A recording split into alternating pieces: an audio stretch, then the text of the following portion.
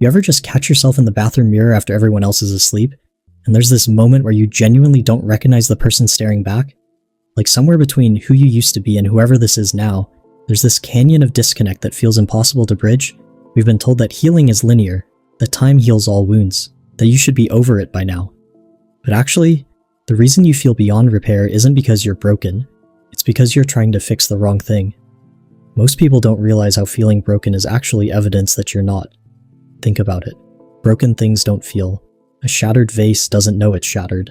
A torn page doesn't mourn its wholeness. But you feel everything, and that overwhelming sensation of being beyond repair, that's your psyche doing exactly what it's designed to do, alerting you to pain that needs attention. Here's the thing nobody talks about. When you feel most damaged, you're actually most ready to transform. It's not breakdown, it's breakthrough trying to happen. You know what's wild about psychological pain? It follows the same pattern every single time, but we never see it because we're inside it. First, something happens that overwhelms your capacity to cope. Your brain, this incredible survival machine, does what it thinks will protect you. It creates distance, numbness, disconnection. But then that protection becomes a prison.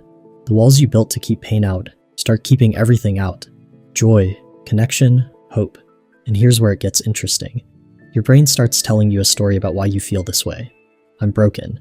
I'm damaged goods. I'm beyond repair. But that story, it's not truth. It's just your brain trying to make sense of pain it doesn't know how to process. Your mind is like a tool you carry around everywhere. And right now, that tool might feel rusted, jammed, like it's not working properly. But here's something nobody teaches you. Tools don't break from use. They break from misuse or neglect. You've been using your mind like a hammer when you needed a wrench. You've been forcing when you needed finesse. You've been fighting when you needed flow. The feeling of being beyond repair isn't damage. It's incompatibility between the tool you're using and the task at hand. Here's what's actually happening when you feel beyond repair. Your nervous system is stuck in a feedback loop. Trauma, chronic stress, unprocessed grief, they've hijacked your alarm system. Your amygdala is screaming danger, while your prefrontal cortex, the rational part, is too exhausted to reality check. Scientists can literally see this in brain scans. The fear center grows hyperactive while the regulation center goes quiet. But here's the part that changes everything. Your brain has neuroplasticity. Every single moment, it's capable of forming new neural pathways. Those same scientists watching trauma in the brain, they're also watching healing happen in real time. Every time you choose self-compassion over self-criticism, you're literally rewiring your brain. Every time you reach out instead of isolating, you're building new neural highways. Think about the last time you felt truly at peace. Not happy necessarily, just okay. Chances are you weren't thinking your way there. You stumbled into it. Maybe through exhaustion, maybe through distraction, maybe through surrender. That's because healing doesn't come from thinking harder about how broken you are. Real healing doesn't come from fixing yourself. It comes from understanding you were never broken to begin with. You're not a machine with broken parts. You're more like water that's been frozen in a painful shape. And ice doesn't need repair.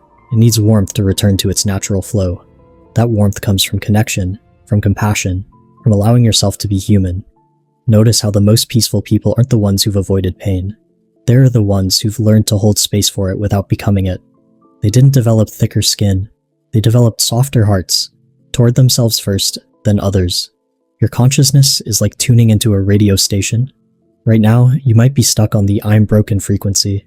All you hear is static, distortion, the same painful loop.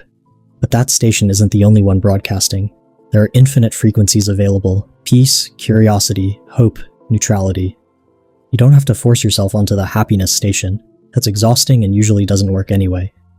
You just need to start turning the dial, even slightly, from I'm broken forever to I'm struggling right now, from I'm beyond repair to I'm learning what I need. Small shifts in frequency, that's all. And once you realize you can change the station, even by a few degrees, you remember something crucial. You're not the radio station. You're the one holding the dial. Here's something no one tells you. You don't have to heal completely to have a meaningful life. You don't have to be fixed to be worthy of love. You don't have to feel whole to contribute something valuable. You don't need to be unbroken to help others with their breaks. In fact, some of the most powerful healing happens when we stop trying to return to who we were and start discovering who we're becoming. You're allowed to be a work in progress forever. You're allowed to have bad days without it meaning you're back at square one. You're allowed to heal in spirals instead of straight lines. What becomes possible when you stop trying to fix yourself and start trying to understand yourself? What opens up when you stop fighting your pain and start listening to what it's trying to tell you? If you want to start feeling less broken, here's where to begin. Stop asking, what's wrong with me? Start asking, what happened to me? Stop saying I should be over this. Start saying I'm still learning from this. Stop thinking I'm too damaged. Start thinking I'm deeply feeling. These aren't just word games. They're fundamental reframes that change how your nervous system responds.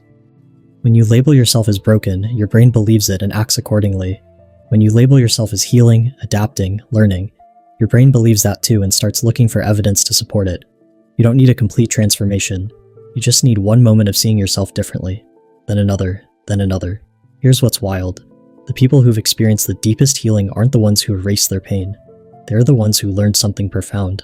Growth doesn't happen in spite of our wounds. It happens because of them. Psychologists call this post-traumatic growth, not post-traumatic recovery. Growth. Because here's the thing, when everything you knew falls apart, when your old coping mechanisms stop working, when you can't pretend anymore, that's when real transformation becomes possible. You develop capacities you never would have discovered if you hadn't been pushed to your edge. Deeper empathy because you know what it's like to suffer. Authentic strength because you've had to rebuild from nothing.